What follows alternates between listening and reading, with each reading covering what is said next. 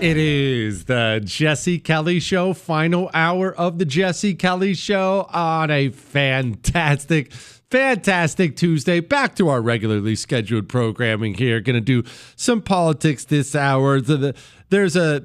There's an element to this anti-ICE stuff that we're going to discuss here in just a moment. Then I'll get to some emails, communists lying about everything. We continue to punish corporate America, and it's going well. All that and so much more coming up in the final hour of the Jesse Kelly Show. And a reminder to you that I will continue and probably finish our Siege of Malta history thing tomorrow, start of hour 2. All right? All right. Now, There are wonderful things, many, many wonderful things about living in a representative republic where we get to choose our leaders and we get to change our leaders. If we, the American citizen, the voting public, if we care enough to do so, we can change our government all the time. Now, sadly, most people aren't like you. They're apathetic and honestly just pathetic, lazy, naive, don't appreciate the country they have, and so they don't get involved in the electoral process. So we just keep voting for the same group of losers over and over and over again. This is at the federal, state, and local level. But be that as it may, it's good to live in a country where at least we have the option, if people get mad enough and get off their butts, to go change out these corrupt dirtballs. That's a good thing. But there are negatives to it. There are positives and negatives to every single form of government. One of the negatives that gets exploited by evil people locally and evil people in foreign lands is politicians are going to act a certain way when they're running for office. And they're going to do things when they're running for office and say things when they're running for office that they wouldn't normally do because they're running for office and they're trying to get reelected or elected to a brand new position. Which brings us to the situation we have right now in Chicago, a situation we've talked about endlessly. We talked about it a lot last night. Headline, Unhinged Radical Uses Vehicle to Assault ICE Agents in Chicago. That's bad. Everything about it is bad. But there is a problem that makes the Chicago problem worse. And that problem is this. The governor of Illinois is J.B. Pritzker. J.B. Pritzker is a dirtball in every possible way. I would never defend anything J.B. Pritzker has ever said or done. But J.B. Pritzker is going to be even worse from now until the year 2028 because the worst kept secret in politics is J.B. Pritzker plans on running in the Democrat primary for president. Now, that means a lot of things, but here's two things it definitely means. If you are a Democrat and you want to win the Democrat primary, because the base of the Democrat Party are a bunch of America-hating communist scumbags now, you have to run that way, talk that way, and govern that way if you want to win the primary. You just do. The days of, I want to be the moderate voice that can win the general election, that's not what Democrats are looking for. And kind of in conjunction with that, if you want to win the Democrat primary for president, you have to be the guy who opposes Trump, fights Trump. Have you fought Trump hard enough? You're not fighting Trump hard enough. You should fight Trump harder.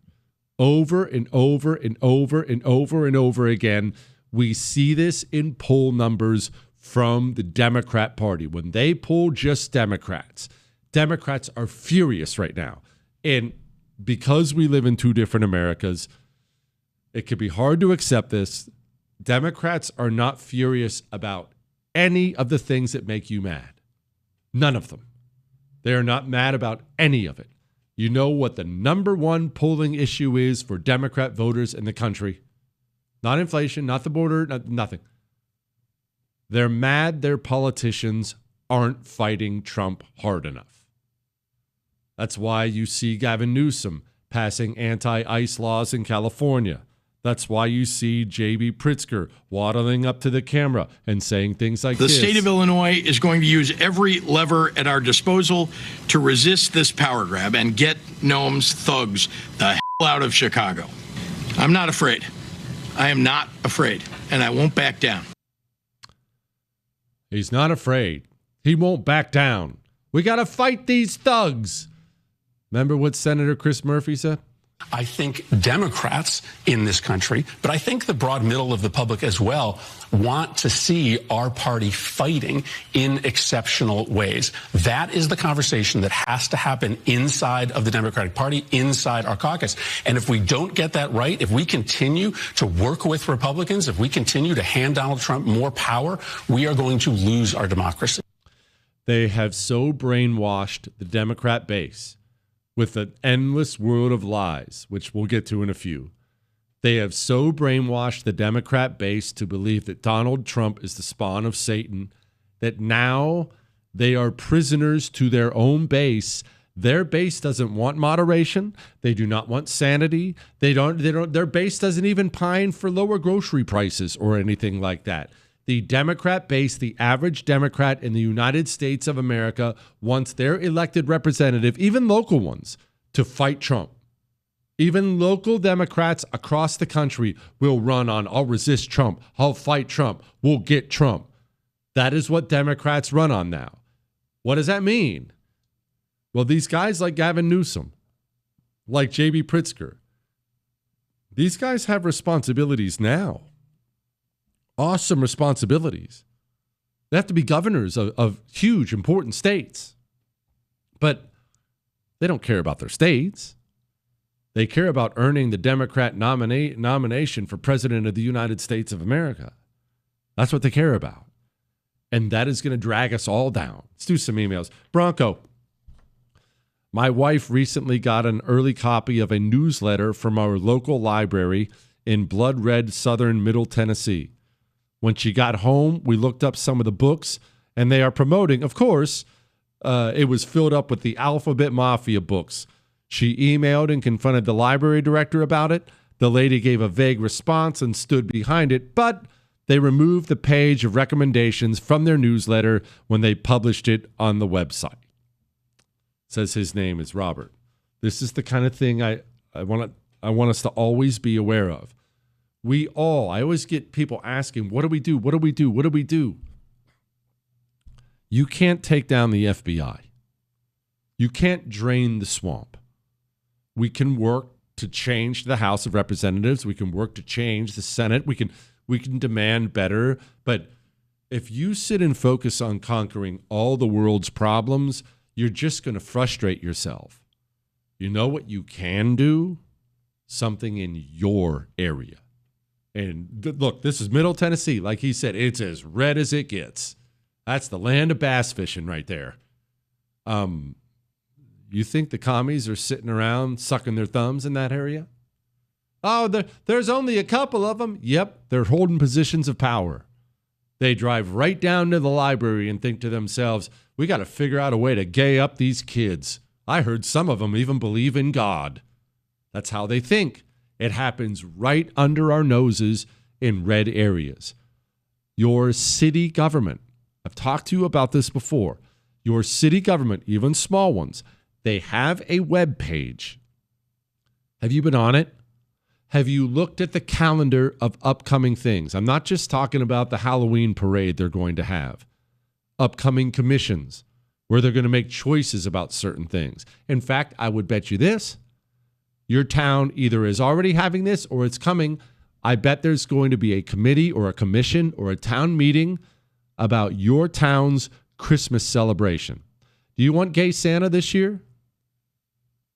It can happen in your red town easily. You know how it happens? Because the communists know about this coming meeting. They know about it. They're on your town's website. They're going to go down there and they're going to make sure Santa's a tranny. Hey, come sit on my lap. Or you can show up, maybe even bring a friend, let your voice be heard, and change things. Fortify even your red area, and it's easy. Look, complacency is something we're all guilty of, and we're all susceptible to. You're in a safe red place. There's no crime. Everybody says hi. Surely we're okay. If there's even one Democrat in your area, you need to guard your area because they are coming for positions of power to wreck it. They are destroyers. They probably just got there from California. They'll be the mayor next year if you don't stop them. All right? Do some more of these next.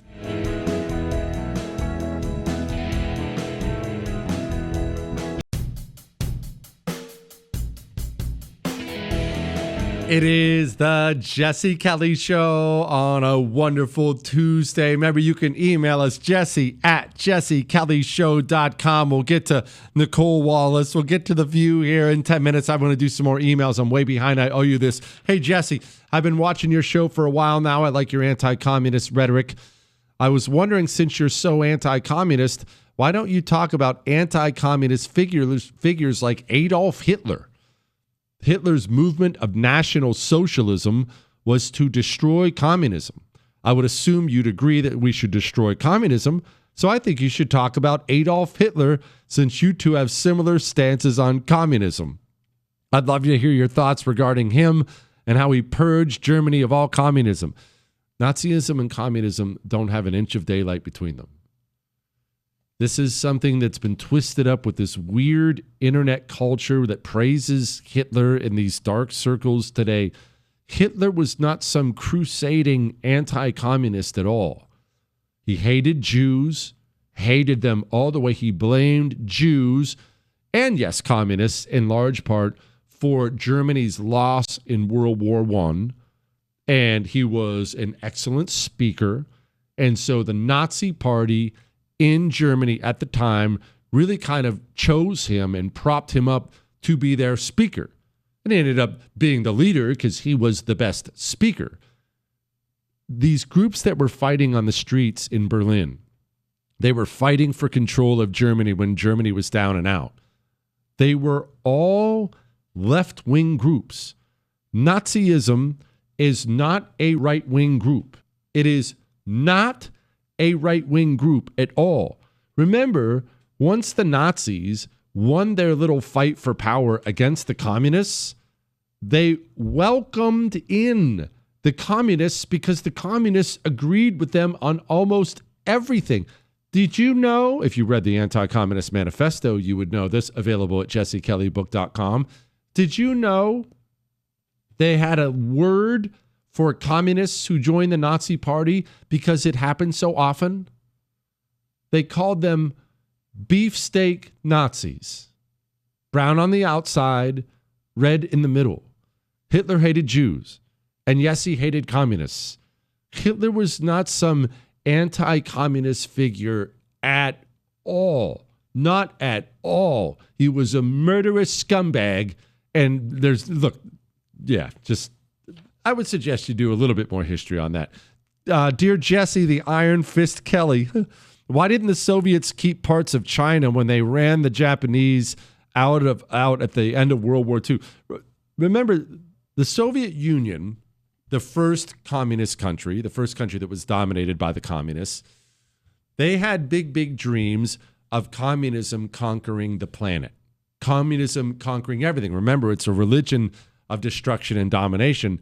They wanted everything. They, in a lot of ways, nurtured the communist movement in China, the rise of communist China.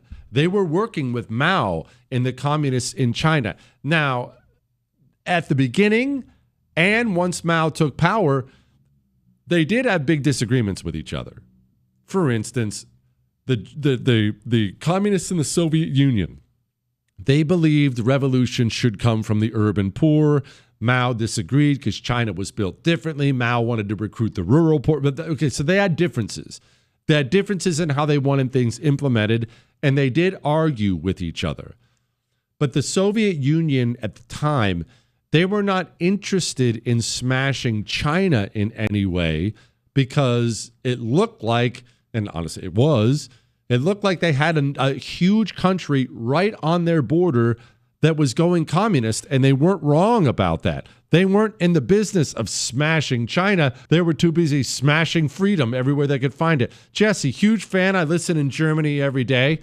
Says he's a little worried about me. Last week, I became worried about you, not because you had a case of the sniffles, but because you didn't even mention the superhuman toughness and inspirational grit you showed by showing up to work with a cold. What was with the modesty? In the name of a just, merciful God, I hope you feel better. Keep up the work. He said his name is Chip. Chip, humility is something that I have always prioritized. I don't want to draw attention to me when I do borderline superhuman things like come in and do a radio show with the cold. And everyone knows sitting down and talking into a microphone, that's as tough as it gets. That's hard work. I know right now, maybe you're working construction or maybe you're on your way to a double shift and you're going to put in another 14 hours today and you think you've had it pretty tough. Well, I'm going on hour 3 of talking into the microphone, and that's amazing. And no, the problem with the cold wasn't the sniffles and it wasn't the cough. The problem is, and actually I still am a little bit, the problem is you lose your voice. There's a really weird thing about this that I never realized. You know, you're not supposed to talk for 4 hours a day because I do a TV show on the 1st. I'm not a woman, Chris. I can't talk for 4 hours a day. I do a TV show on the 1st as well. So I talk for 4 hours a day. One thing you realize, you're not supposed to do that. Eventually your voice starts to dump out on you. And it definitely happens when you talk with a cold. So I had to tough through it. Now, we're going to talk about the communist world of lies. Looks like we got ourselves another W with Netflix. A red state is failing. We still have so much to get to.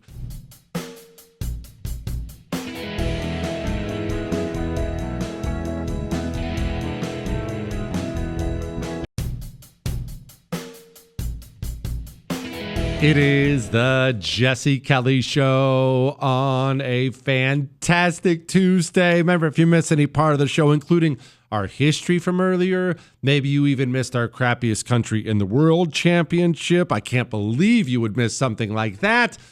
iHeart, Spotify, iTunes. All right, let's talk about the bad first. First, a judge in South Carolina, apparently some commie judge, her house burnt down. Looks terrible. Husband got hurt. It's freaking awful. It's an awful state of affairs. But they looked into it and they ruled out arson.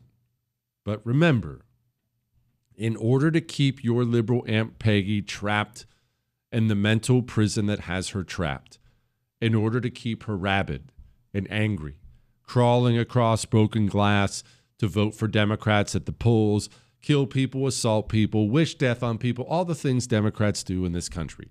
In order to keep your liberal Aunt Peggy that way, they have to create and constantly maintain a world of make-believe. Aunt Peggy has to believe she's fighting Hitler. She has to believe outright lies. The communist is not afraid to tell big, gigantic lies. Communists lie about everything at all times because that world of make-believe must be maintained. Allow me to introduce you to Nicole Wallace. Keep in mind, they already said, yeah, it wasn't arson. When we come back, what we're learning about the fire that destroyed the home of a South Carolina Circuit Court judge who faced criticism from Trump officials after a ruling she made against the Trump administration. It comes amid a surge in hostility and threats against judges, as well as criticism directly from the Trump administration, including for Judge Goodstein, after she temporarily blocked the Justice Department from accessing the files of millions of registered voters in South Carolina. You can scream at Nicole Wallace and say, you are lying, you are misleading people.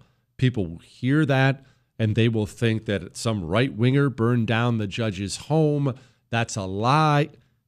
She knows that's a lie. Communists believe in lying the way you believe in telling the truth. Everything is an opportunity for the revolution to move forward. If the truth is harmful to the revolution, and I'll be honest with you, the truth is almost always harmful to the revolution, then you tell a lie. If it has to be a big, brazen, gigantic lie, you are never going to go get off the air, take the earpiece out of your ear, and get with your communist friends and get even the tiniest amount of judgment from them for lying on the air. You are expected to lie at all times on behalf of the revolution. And again, I want to stress, they do not have to be small lies. The communist has nothing morally against lying, so he tells gigantic ones.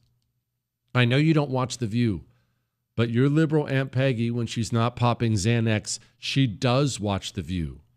And she hears this stuff, and she believes it. This is what keeps her angry and violent and committed. There is crime in American cities, but the way to deal with it is get the funding that you need for police, get the training that you need, and work with local officials. This is a pretext to stop the next election. That's what I think it is. I would say it might also be a distraction from the hearing that's going on right now about the Epstein files. Right. I think that Donald Trump also sees American troops in U.S. Joy Behar just told your liberal Aunt Peggy that Donald Trump intends to stop the next election. It's ridiculous. It's untrue. It's a gigantic lie. But again, that's what the communist is commanded to do. And this is why we have a large portion of the Democrat base violent and mentally ill and feeling justified with their feelings of violence. Remember, words are violence to them. Opposing the revolution is considered violence to them. So when they commit acts of violence or when they cheer someone else on for committing acts of violence, they don't think they're the bad guy. They think it's self-defense. They think they are morally correct because it helps the revolution. After all, you tried to stop the revolution. That's an act of violence. I guess I should hurt you. Let's do some emails. Dear oligarch of crappy countries, how many children have died now that government has been shut down? I'm sure there's data on this. Yeah, there's none. There's none whatsoever. Democrats have shut down the government. They are keeping the government shut down. The polling data is not looking great for them as far as how people, who people are blaming for this. Look, this is Donald Trump's numbers. Is Trump doing what he promised in the 2024 campaign? Yes, 52%. The majority of Americans say that Donald Trump is doing what he promised compared to 48% who said no. And that is why his favorable rating, simply put, has not really moved all that much compared to where it was a year ago. Trump has basically the steadiest favorable rating this much through a presidency of any president on record. And it's basically where he was a year ago, good enough to get him reelected. Democrats are drowning. Their tactics are not working, which is part of the reason they're getting more and more violent. There is a desperation to them that is palpable. Now, I wanted to applaud you for something. This headline's from Breitbart. Netflix stocks take the biggest weekly drop since April as trans content aimed at children drives users away. The right has learned that you must be aggressive with communists.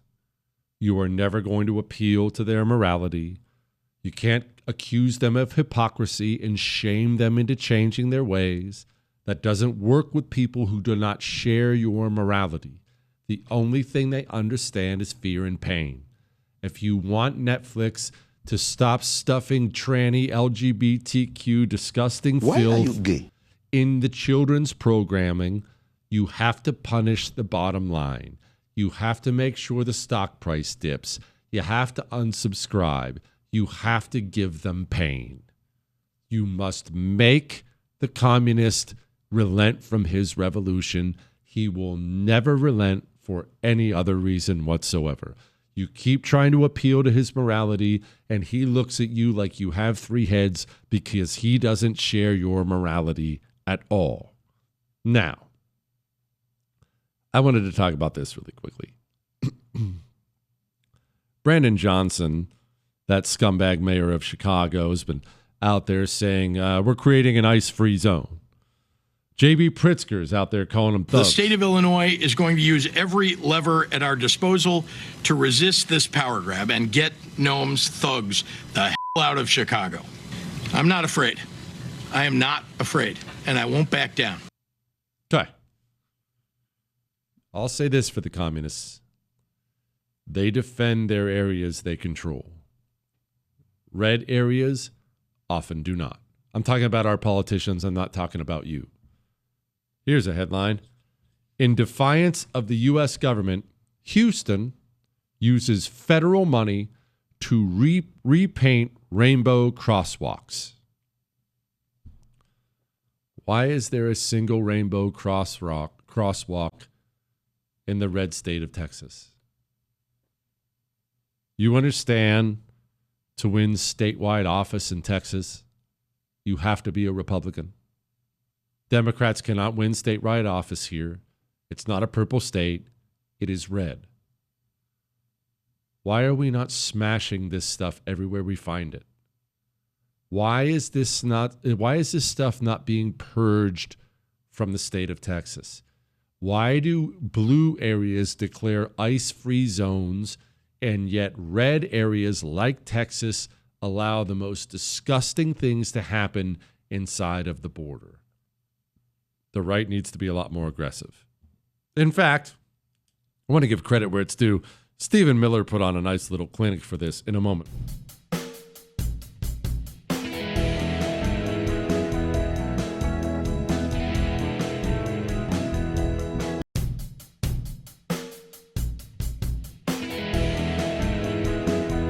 It is the Jesse Kelly Show, final segment of the Jesse Kelly Show on a fantastic Tuesday.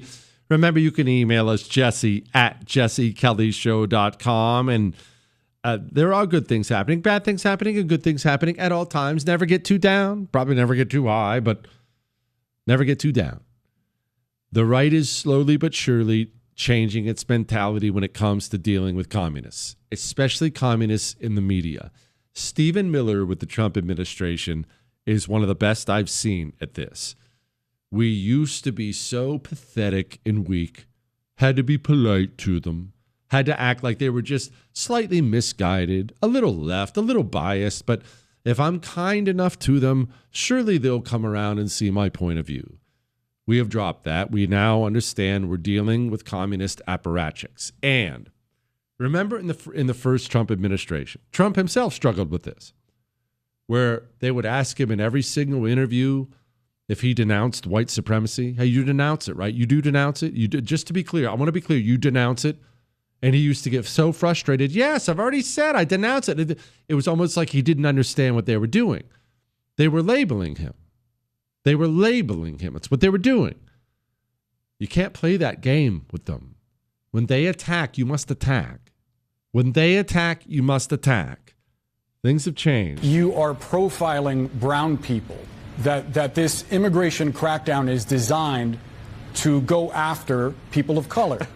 It's such a, oh, what a dumb question. The illegal aliens who are here are taking jobs away from blacks. They're taking jobs away from whites. They're taking jobs away from Latinos. They're taking their health benefits away. They're taking their school slots away. And of course, in many cases, they're committing heinous crime. So that's not exactly a no, Stephen.